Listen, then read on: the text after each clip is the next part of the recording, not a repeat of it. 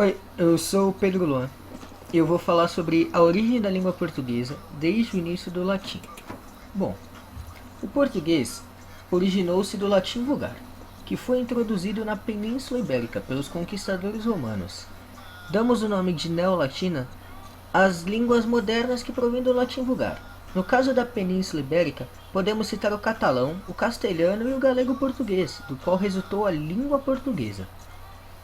Bom, e também com as inúmeras migrações entre os continentes, a língua inicial existente acabou subdividida em 5 ramos. E eu vou falar quais são.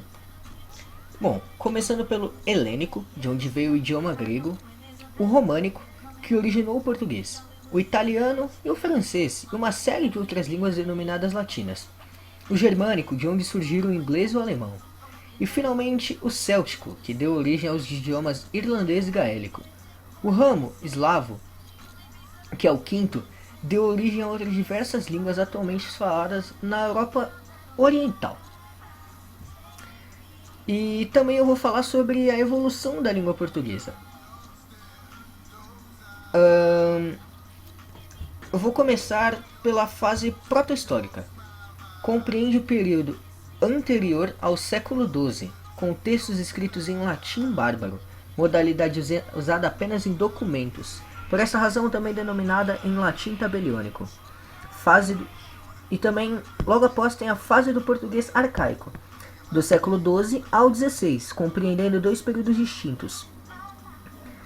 A do século XII ao XVI, com textos em galego-português. E a do século XVI ao XVII, com a separação entre o galego e o português. E logo após, a fase do português moderno, que se inicia a partir do século XVI, quando a língua se uniformiza adquirindo as características do português atual. A literatura renascentista portuguesa, notadamente produzida por Camões, desempenhou um papel fundamental nesse processo de uniformização em 1536. O padre Fernão de Oliveira publicou a primeira gramática de língua portuguesa, a Gramática de Linguagem Portuguesa. Seu estilo baseava-se no conceito clássico de gramática, entendida como a arte de falar e escrever corretamente. Bom, eu vou falar também um pouquinho sobre o latim. O latim tem a origem da região da Lácio, em Roma, e deu origem às chamadas línguas românicas, entre elas o nosso querido idioma. Sua origem está altamente conectada a outra língua, o galego, mas o português é uma língua própria e independente. Apesar da influência dos tempos ter alterado, adicionando vocábulos franceses, ingleses e espanhóis, ela ainda tem sua identidade única, sem a força que tinha no seu ápice quando era tão difundida como agora é o inglês.